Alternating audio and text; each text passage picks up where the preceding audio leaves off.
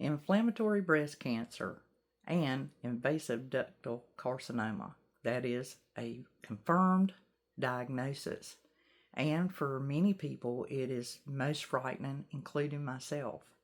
It's rare, it's hard to fight, and it is a hard one to cure and get rid of. Most of the time, the therapies and just trying to prevent the cancer from growing, stop it from growing, shrinking the tumor, and of course, removing it and making that effective. The treatments generally include, once you've been diagnosed with inflammatory breast cancer, they're going to start you out on chemotherapy. That is their first line of defense to help you by stopping the cancer and, of course, shrinking the tumor. If that is effective and it works, they then do surgery.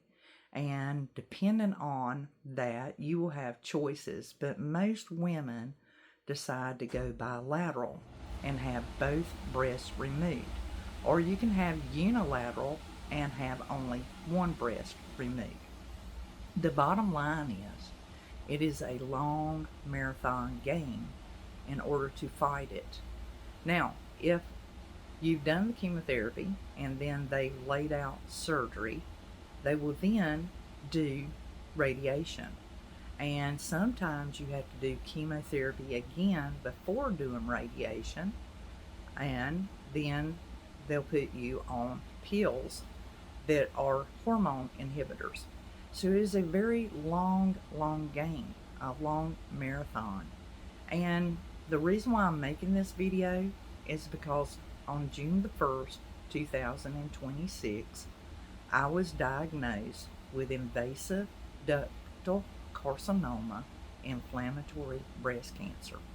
Sometimes this is shortened by calling it IBC, inflammatory breast cancer. Most of them are commonly invasive ductal carcinoma or invasive lobular carcinoma. At that point, my world was turned upside down. It had already been speculated just 4 days prior, actually 3 days prior to the actual diagnosis confirmed. This was done by biopsy. So I'm making this video and a series of them as I go through my journey. Along the way, I hope that it will help others who may be dealing with the same thing or questioning, is that what I may have? And kind of knowing how the treatment regimen goes along the way, if it's a success or if it's a failure. Also, bear in mind that you're not alone. There are many women who are affected by this. Do they know what causes it? No, unfortunately not. Inflammatory breast cancer is rare because they cannot figure out what causes it, where it comes from, what brings it on, and a lot of times they just say lifestyle. Well, as an herbalist and practicing apothecary, I eat very good. I watch my diet. I make sure I'm eating good foods that are healthy for me. I also am aware of my environment and make sure that I'm not exposing myself to things that could be harmful to me. I was a smoker and gave up smoking. There are many changes that I made that would be beneficial, but they weren't that far from what I was already doing. So those changes I made years ago, they were my norm anyway. So probably the biggest change that I made during that time was stopping smoking. And otherwise, I'd already were using natural products, so I wasn't putting a lot of chemicals on my body, in my body, or on my hair. I wasn't wearing an antiperspirant, so that would help me, to be able to release toxins. I might wear a deodorant when I go out, but it was next to alcohol, basically, just a gelled alcohol. I'm trying to think if there was anything else that I did. Like we have well water. I don't use pesticides. to treat our land or any of those things. Um, as far as cleansers, all those kind of things. So you can sit there and you can like psychoanalyze, oh my God, did I do everything I possibly could to prevent it? And the truth of the matter is, you probably did if you were aware. And just know it's not your fault. There was nothing that you did wrong. There was nothing you could have done differently to stop it or prevent it. And I think that's very important for me to emphasize to you, that this happens to a lot of women without explanation. If they could explain, if they could even narrow down this rare form of cancer, I assure you there would be blogs and topics and magazine articles and interviews and podcasts and tons of information that you could read to figure out something to do differently. And this thing has eluded them for decades. And only recently has it came to their knowledge that the doctors are actually acknowledging that inflammatory breast cancer is a real thing. It cannot be treated the same as other cancers. They have not been effective in killing it off by the same practices of other cancers, and that is what has eluded them. So in the recentness of this, with us being in 2026, there are new and innovative practices that they are using that has been quite effective in kind of isolating it. The main thing is your stage, how quick they act on it, what they can do, and how well you subsect to the therapies that they have available. I would highly recommend, from the research that I have done personally since I've been diagnosed, do not think for 1 minute that it is a good idea to go at this by yourself, because trust me, you're going to need a team who is working on your case, and they work together cohesively. A lot of brains are in on it, and they're going to share their research, information that they have come to know, and what they too are doing, as well as past cases and ones that are current. There are things that cancer patients are going to offer and recommend that was helpful to them while they were being treated. There's a lot of hope and compassion. You are treated like precious cargo, and you will go through literal hell before you ever start getting treatment, because they will run every test. You will go through numerous biopsies. You will go through numerous x-rays. They will do everything to find out all the intel and data that they can possibly get together in order to come to some kind of consensus on what's going to be the best way to aim at curing your cancer and fixing it and getting you back to okay. And then maintaining that you do not get struck with cancer or renewal, or that it's metastasized or went somewhere else. So please, if you are listening to my video, do not go at this alone. This is one that you do not want to play around. You don't have time to waste, and you cannot be pussyfooting on decisions and the do's and don'ts, and there's so much information out there. Trust a professional to handle this situation and go with you. Be proactive in your treatment. They're not going to do anything that you're not willing to do, but I assure you there are a lot of minds working on this, because once again, it is a goal for them too.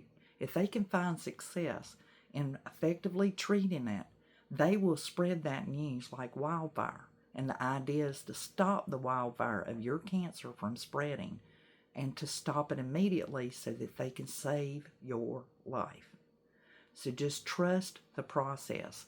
Move as swiftly as they are willing to let you go.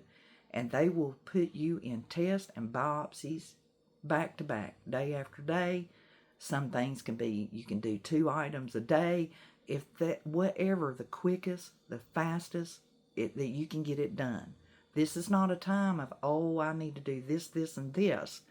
If you want to save your life and you want to tackle this cancer as quickly as possible, because it's aggressive and it moves fast, and you need people who are going to run the race with you as quick as your body will allow you to do it.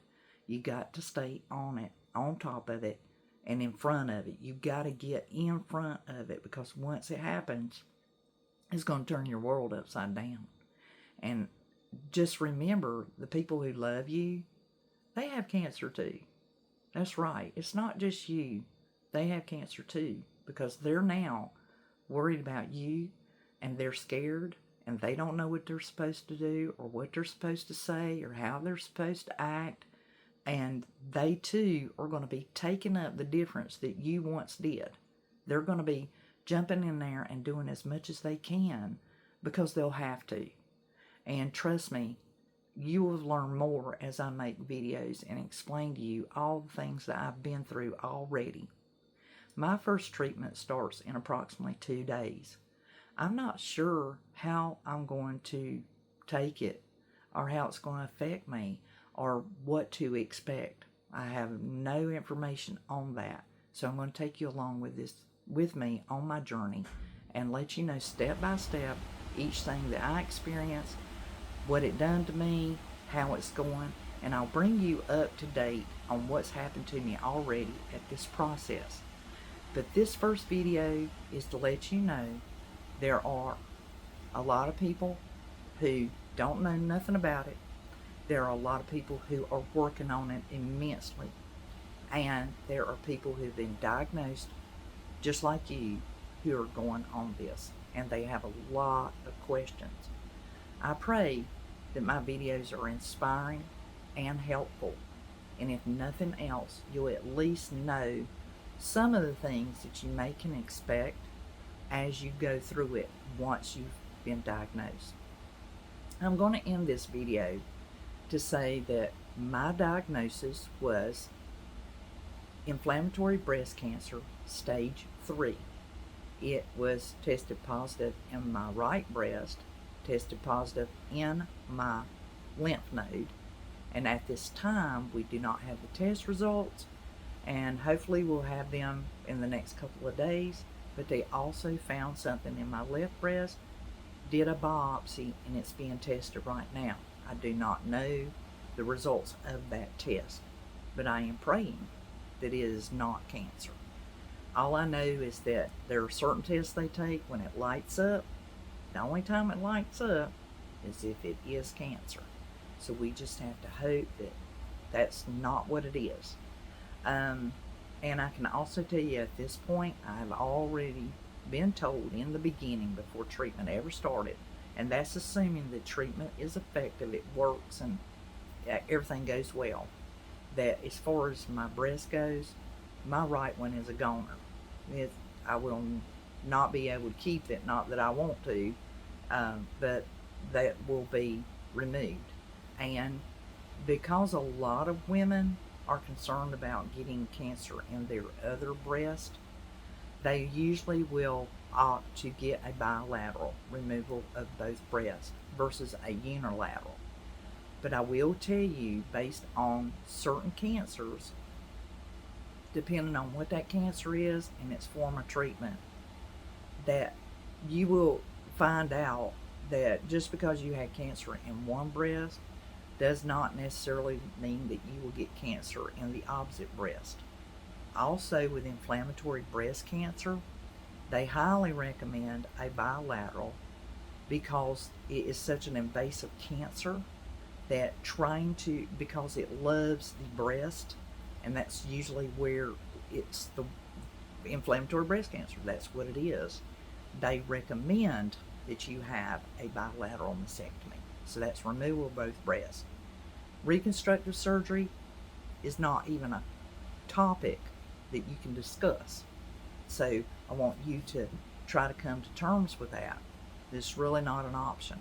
It's not really something you can discuss until they have successfully killed the cancer, got it under control, shrunk the tumor, and removed your breast.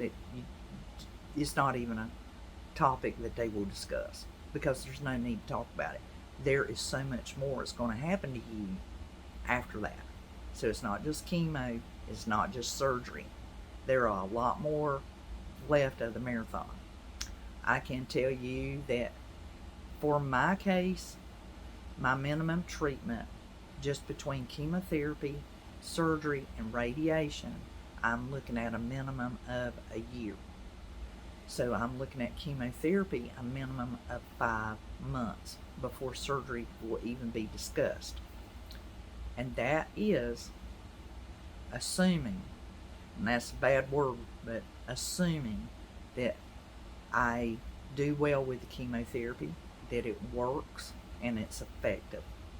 And then I can go to that next step in removing the tumor and removing the tissue that's affected, and praying that it does not metastasize and move into any other body part.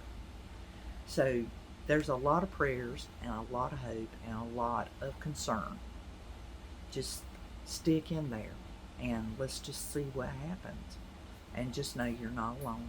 And I'll be making more videos as I go along to kind of tell you what they've done, what's next, and anything that I learned that I can offer to you, I will share it.